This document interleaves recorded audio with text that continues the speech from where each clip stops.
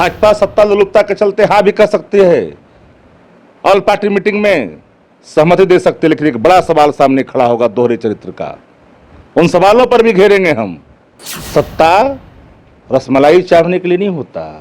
उखड़ाओं की पूजा कर करके विश्व की बड़ी पार्टी तीसरे नंबर की पार्टी के साथ पीछे पीछे चल करके हरि कीर्तन करती है। खड़ाओं की पूजा करिए, जरा विस्तार से बताइए। नीतीश जी की खड़ाओं की पूजा भी ऐसा कर रहे हैं। हाल ही में सीबीआई रेड हुआ था ना।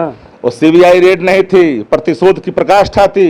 लालू जी सामाजिक क्रांति के अग्रणीय दूत हैं। नमस्कार, मेरा नाम आलोक है। आप लाइव स्ट्रीम देख रहे हैं। साल 2017 में जब महागठबंधन टूट रहा था, उस वक्त नीतीश कुमार काफ़ी गुस्से में थे। ये कह रहे थे कि हमने कहा था एक्सप्लेन कर दो, एक्सप्लेन नहीं किया। हाल ही में जब सीबीआई की रेड हुई राबड़ी आवास पे, तो नीतीश कुमार ने कहा कि हमसे क्या पूछते हैं, जाके उनसे पूछिए जिन्होंने किया है। यानी कि किन से पूछें, आप समझ रहे हैं।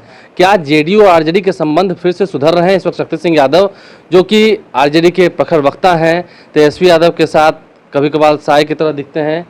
क्या लगता है चाचा भतीजे में संबंध अब सुधरने लगे? क्योंकि 24 घंटे कहा था, हमें याद है यहाँ बैठकर आरजेडी कार्यालय में उन्होंने कहा था कि 48 से 72 घंटे, 24 घंटे भी नहीं हुए, 22 ही घंटे में मिल लिया। सवाल सामाजिक उन्नयन से जुड़ा हुआ है। हम प्रतिपक्ष में हैं, नैतिक कर्तव्य है समाज का उन्नयन करना। सत्ता रसमलाई चावने के लिए नहीं होता। जो लोग हाशिए पर हैं, जो डिस्पैरिटी आई है सोसाइटी के अंदर में, उसका हल कैसे होगा? वो हल की पड़ताल में जो प्रस्ताव नेता प्रतिपक्ष तेजस्वी जी ने दी है जातिधारी जनगणना का, भारतीय जनता पार्टी ने तो ना कह दी, पार्लियामेंट के अंदर में कोई इरादा नहीं रखती है। लेकिन एक बात मैं बता देता हूं आपके चैनल के माध्यम से, भाजपा सत्ता लोलुपता के चलते हाँ भी कर सकती है, ऑल पार्टी मीटिंग में सहमति दे सकते, लेकिन एक बड़ा सवाल सामने खड़ा होगा दोहरे चरित्र का। उन सवालों पर भी घेरेंगे हम कि देश में क्यों नहीं, सिर्फ बिहार में तुम क्यों सत्ता के लिए हाँ कर रहे हो? आप झगड़ा करिएगा ना उस दिन। आपका तो मन हो गया, आप झगड़ा नहीं, झगड़ा करने का सवाल नहीं है। सवाल है चूंकि देश का सवाल है, देश की आवाम का सवाल है। मोदी तो तैयार नहीं हुए। नहीं, आप लोग भी गए थे मिलने। हम तो कहा कि भाजपा का दोहरा चरित्र अलग अलग राज्यों में कैसे हो सकता है? ये सत्ता लोलुपता की प्रकाष्ठा तो नहीं। तो बीजेपी की क्या मजबूरी है बिहार में हाँ कहना? भारतीय जनता पार्टी चूंकि पर विधानसभा में सब मिलकर के हाँ कहा था, बाद में जाके सुर बदल गए थे। कल भी नीरज बबलू ने कहा कि पहले आप जो है जनसंख्या नियंत्रण पर काम करिए, तो उनके अलग अलग जो सुर हैं और फिर उसके बाद में हाँ कहते हैं, तो मुझे इस बात का जरूर होगा कहना कि आप देश के स्तर पर भी कराओ। सवाल सत्ता की नजदीकियों का नहीं है, सवाल है समाज को हम बेहतर कैसे विकल्प दे सकते हैं। लगता है कि बिहार में बीजेपी मान जाएगी, तैयार होगी, सर्वदलीय बैठक में तो पहुंचेगी। देखिए, इनकार भी नहीं कर सकते हैं आप, सत्ता लोलुप है ना। उखड़ाओं की पूजा कर करके विश्व की बड़ी पार्टी तीसरे नंबर की पार्टी के साथ पीछे पीछे चल करके हरि कीर्तन करती है। खड़ाओं की पूजा करिए, जरा विस्तार से बताइए। नीतीश जी की खड़ाओं की पूजा आप समझ सकते हैं कि पूरी भाजपा घुटने टेक दिया, सामने खड़ा हुआ। और मैं तो डंके की चोट पर कहता हूं कि जो लोग ये कह रहे हैं कि जातिधारी जनगणना के पहले जनसंख्या नियंत्रण हो, भाषाई आतंक धार्मिक उन्माद से देश नहीं चलेगा। भ्रम में मत रहना, ये रास्ते कभी लोकतंत्र की महफूजियत की ओर नहीं ले जाता।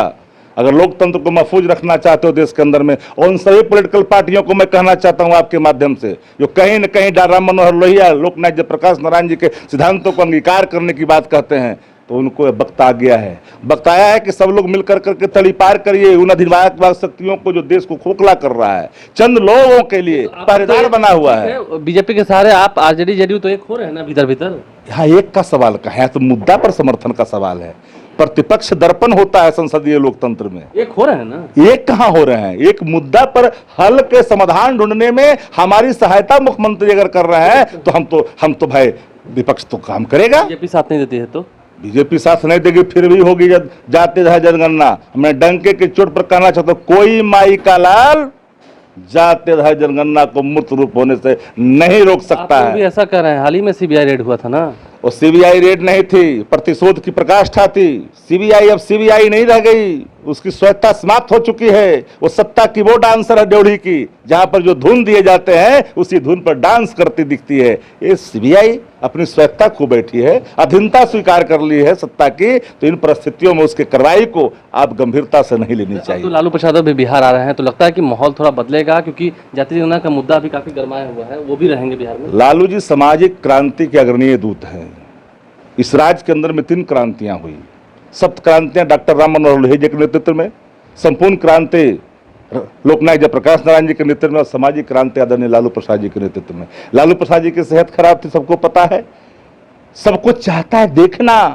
वो योद्धा जिसने गिरते हुए लोगों को उठाया था, वो योद्धा जिसने आंखों की कांचियां पोंछी थी, वो योद्धा जो सामाजिक उन्नयन को आगे बढ़ाया था, ऊंच नीच का भेद मिटाया था। पटना आ रहे हैं, बिहार आ रहे हैं, तो उनके रहते में तो ऐसा नहीं होगा कि बीजेपी चाहे या ना चाहे जाति जनगणना तो होगी। जाति आधारित जनगणना समय की मांग है।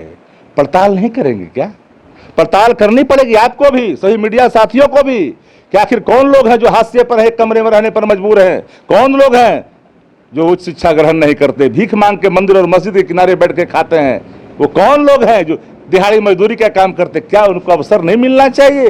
भारतीय जनता पार्टी सिर्फ धन्ना सेठों के लिए, महंगाई बढ़ाने के लिए, सुरसा की तरह जहां पीस रहा है अवाम देश का, उसके लिए चलती है सरकारें। सरकार चलती है अवाम के कल्याण के लिए। देश अगर महफूज नहीं रहा, देश की अवाम अगर महफूज नहीं रहे, तो फिर इस सरकार को रहने का कोई औचित्य नहीं बनता। देखिए, बीजेपी साथ दे या ना दे, आरजेडी साफ साफ ये कह रही है कि जाति आधारित जनगणना जो है वो बिहार में होगी, होकर ही रहेगी। लालू प्रसाद भी बिहार आ रहे हैं और ऐसे में तेजस्वी यादव की जो मेल मुलाकात बढ़ रही है नीतीश कुमार के साथ, उस पर भी गोल मोल जवाब दिया जा रहा है। लेकिन आप समझ रहे हैं कि भीतर खामे में खिचड़ी पक रही है, पर्दे के पीछे कुछ ना कुछ खेल तो ज़रूर हो रहा है। उम्मीद है 1 जून तक तमाम जो बातें हैं वो सभी प्रत्यक्ष रूप से सामने निकल कर आएंगे। हमारे चैनल को सब्सक्राइब कर लें, साथ साथ फेसबुक पेज भी लाइक करें। धन्यवाद।